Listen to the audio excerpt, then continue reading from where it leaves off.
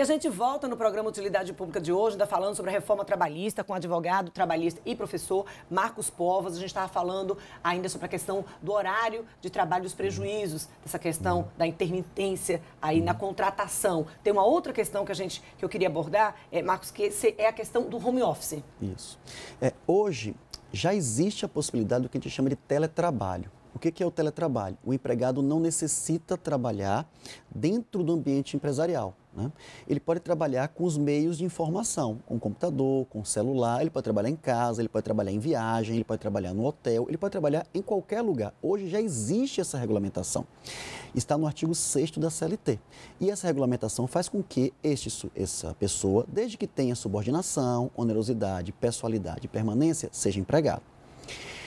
Com essa modificação, há uma abrangência maior do que a gente chama de home office ou teletrabalho, em que pode ser que este sujeito não seja caracterizado mais como empregado. Isso porque nós temos que casar algumas legislações.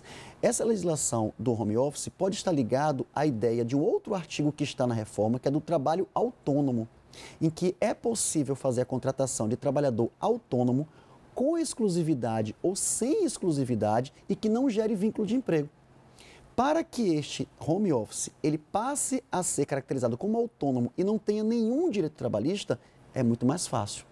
Além do que o seguinte, hoje a regra é que o empregador ele é obrigado a fornecer os meios de execução do serviço. O que são os meios de execução do serviço? Todo o material, os utensílios, os equipamentos para que o empregado possa realizar a sua atividade. Então, a empresa de construção civil tem que dar o cimento, fornecer a pá para o pedreiro. Uma universidade tem que fornecer uma sala de aula, tem que fornecer um quadro para o professor. Essa modificação do teletrabalho ao home office vai dizer que vai ficar a critério do contrato de emprego, ao fornecimento de equipamentos e a manutenção desses equipamentos. Ou seja, esta pessoa que vai trabalhar na sua casa ou em qualquer outro lugar, com o equipamento que é voltado para a relação de trabalho, seja um computador ou seja um telefone celular, o empregador pode não ser mais obrigado a ter esse fornecimento ou a manutenção. Mesmo que o empregador possa até exigir que o equipamento seja muito mais tecnológico do que o que efetivamente o empregado tenha. Isso vai gerar um custo para o empregado que vai ser repassado tão somente para ele. Lembrando ainda que pode ser que ele nem seja mais empregado, e sim um trabalhador autônomo. Ou seja, as pessoas ouvem assim, falam, olha, vai trabalhar, vai poder trabalhar em casa, enche os olhos. Sim. É o sonho de muita gente, vai precisar de deslocamento mesmo, transporte, enfim. As pessoas têm a ideia de só ver, por exemplo, vantagens, mas precisa ficar muito atento na hora de assinar ali o contrato. Mesmo porque, volto a acrescentar, já existe a regulamentação do teletrabalho. O que está sendo feito é diminuir essas relações de relação de emprego para a relação de trabalho autônomo. E não tendo relação de emprego, não tem direito a férias, a 13º, a FGTS, a nenhuma outra garantia trabalhista. Então, na verdade, o que se está fazendo não é regulamentar o teletrabalho. Na verdade, o que se está fazendo é diminuir os direitos trabalhistas, fazendo até com que o sujeito não seja mais empregado. Férias, você trouxe aí, olha, quem trabalha em casa aí já pode ter aí ceifado o direito às férias. Agora as mudanças com a reforma trabalhista. Isso. As férias, elas têm hoje, a gente acaba convencionando de que as férias são de 30 dias. Na verdade, elas não são de 30 dias. É no máximo 30 dias, porque a depender da quantidade de faltas injustificadas, se reduz a quantidade de dias de férias, já hoje, podendo não ter férias, inclusive se o empregado faltar até 32 vezes injustificadamente no ano. Hoje as férias elas podem ser divididas em duas partes, sendo que uma parte não pode ser menor do que 10 dias, ficando a critério do empregado fazer essa separação. O empregado que escolhe se pode separar essas férias. Agora, os acordos e convenções coletivas podem prever que as férias sejam separadas em até 3 dias, 3 partes, 3 intervalos, sendo que um intervalo tem que ser de no mínimo 14 dias, só que é o empregador que decide. É o empregador que vai definir, e o empregador já hoje define quando o empregado vai tirar férias e o empregador hoje vai definir se ele vai tirar em 1, 2 ou 3 períodos. As liberdades que estão sendo feitas é para uma contratação, para que o empregador acabe se beneficiando.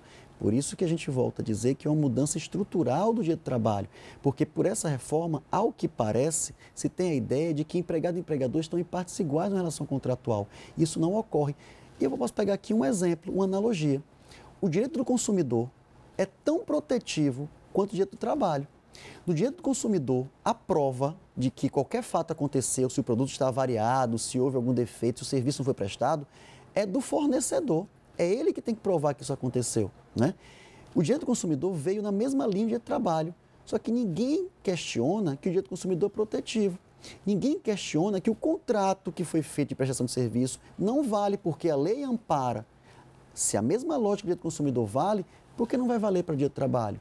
Talvez, Dânia, porque todos nós sejamos consumidores, mas nem todo mundo é empregado. Agora, você não acha que isso vai bagunçar um pouco? Porque as férias é um momento muito importante para a vida do empregado, até porque exige um planejamento, porque geralmente o empregado que tem filhos costuma planejar aquelas férias naquele período. As férias escolares, por exemplo, né? O que gera, novamente a gente volta ao ponto, né? O que gera um tensionamento, um esgarçamento das relações sociais, não é só nas relações de trabalho, é o direito ao lazer, é o direito ao descanso, é o direito à convivência entre pessoas em sociedade, né? Lembrando que nós estamos no século XXI, nós temos que trabalhar menos e não mais. O direito ao lazer foi um direito de conquista, né, operado ainda nos anos 2000. Né? O direito ao tempo, né? Cada indivíduo tem o seu direito ao seu próprio tempo. Por isso que nós tivemos leis relativas a 15 minutos em fila de banco, nós tivemos leis relativas a atrasos em voos. Isso vem para poder valorizar o direito ao tempo do consumidor, do usuário. Só que com essa reforma, o trabalhador não tem mais direito ao seu tempo, não tem mais direito ao lazer, não tem mais direito a planejar as suas férias e nem ao seu trabalho, se for contratado de maneira intermitente. Nem previsão mesmo de aposentadoria, né? E nem a previsão de aposentadoria, ainda mais que está casada a uma reforma previdenciária que faz com que o empregado no mínimo, tenha que trabalhar 40 anos com a idade mínima. A idade mínima a gente pode até discutir, debater, porque talvez seja razoável, mas a quantidade de tempo de trabalho não se leva em consideração com o início laboral de algumas pessoas. Se tem a ideia de que as pessoas começam a trabalhar com 18 ou 20 anos ou com 16, mas essa não é a realidade. Essa não é a realidade, por exemplo, no meio rural, onde as pessoas começam a trabalhar com 10 anos, com 9 anos, com 12 anos. Não é a realidade nas periferias, né? Onde as crianças começam a trabalhar com 10, 11 ou 12 anos para ajudar o seu sustento e o sustento da família. Essas pessoas vão ter que trabalhar 50 anos para chegar a uma idade mínima, 60 anos para chegar a uma idade mínima. Isso não é correto, isso não é humano. Mais uma vez, a sensação que a gente tem é de que assim, vai se colocando reforma e outra reforma sem contextualizar, né? Com vários outros setores, mas a gente vai falar sobre isso daqui a pouquinho. Marcos, a gente precisa dar uma pausa, a gente vai ao intervalo, a gente volta já, 2 minutos.